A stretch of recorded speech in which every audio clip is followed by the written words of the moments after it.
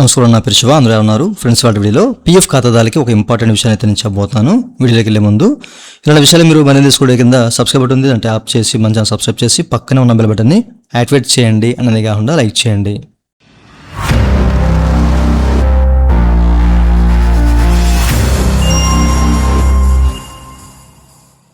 ఇక టాపిక్లోకి వెళ్ళే ముందు చాలామంది వాట్సాప్ ద్వారా అలాగే యూట్యూబ్ కామెంట్ సెక్షన్లో చాలామంది కామెంట్ చేస్తున్న ప్రశ్న ఏంటంటే, సో ఫామ్ 19 ప్రజెంట్ మాకు ఓపెన్ అవ్వటం లేదు, ఒక ఎర్రర్ వస్తుంది, ఎందుకు వస్తుందని చెప్పేసి చాలామంది కామెంట్ సెక్షన్లో అడిగారండి.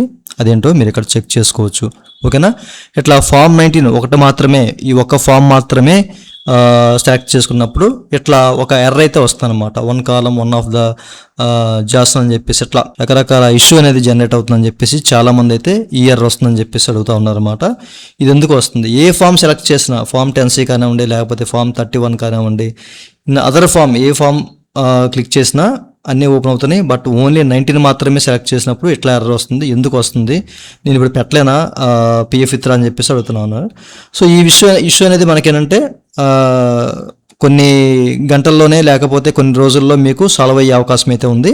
ముఖ్యంగా ఏంటంటే ఈ ఫామ్ 90లో కొన్ని లోపాలు అనేవి సరిచేస్తున్నట్లయితే ఒక సమాచారం అయితే వచ్చిందనమాట. ముఖ్యంగా ఫామ్ 19 అంటే మనకి ఇది 3.0కి మైగ్రేషన్ అవుతుంది కదా. సో ఇందులో మనకి ఫామ్ 121 ఉంది కదా.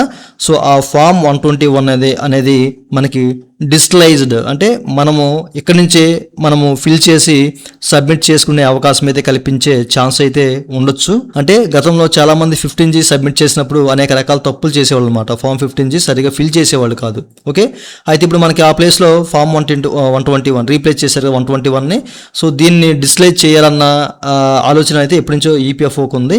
బట్ అది మనకి అమల్లోకి వస్తుందేమో మరి చూడాలి. ఎందుకంటే ఆ ఫామ్ అనేది 121 అనేది మనం ఎక్కడి నుంచే జస్ట్ క్లిక్ చేసి అక్కడే ఫిల్ చేసుకుని అక్కడే సబ్మిట్ చేసుకునే అవకాశం అయితే కల్పించవచ్చు ఆ ఫామ్ 121ని, అంటే ట్యాక్స్ పడకుండా.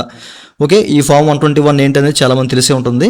సో అట్లా డిస్ప్లే చేసే అవకాశం అయితే ఉంది. లేదా 3.0లో భాగంగా ఇంకా కొన్ని మార్పులు చేసే అవకాశం అయితే ఉంది. సో దాని కారణంగా మనకి ఈ 19 అనేది ప్రస్తుతానికైతే వర్క్ చేయట్లేదు. ఓకేనా, సో మీకు ఈరోజు లేకపోతే రేపు లేకపోతే ఎల్లుండి కానీ మీకు ఈ ఫామ్ 19 అనేది ఓపెన్ అయ్యే అవకాశం అయితే ఉందన్నమాట. సో ఓపెన్ అయిన తర్వాత మనం చెక్ చేసుకోవాలి ఇందులో ఏం మార్పులు చేశారు ఏంటనేది. సో కొన్ని మార్పులు అయితే వచ్చే అవకాశం అయితే ఉంది, మరి చూద్దాము.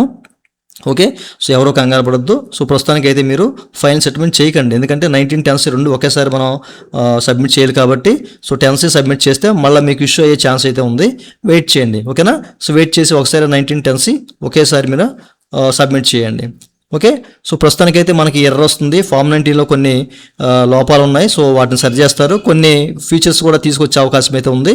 మీకు చెప్పినట్లు 121 డిస్ప్లే చేసే అవకాశం కూడా ఉంది. చూద్దాం. ఓకే, సో ఇదండి వాళ్ళ వీడియో. ఈ వీడియో మీ నచ్చినట్లయితే కింద లైక్ చేసి మనం సపోర్ట్ చేయండి. అలాగే ఇలాంటి విషయాలు మీరు మంది తీసుకోవడం కింద సబ్స్క్రైబ్ ఉంటుంది, దాన్ని ట్యాప్ చేసి మనం సబ్స్క్రైబ్ చేసి పక్కన ఉన్నట్టు అలవాటు చేసుకోండి. Thank you for watching and జై హింద్.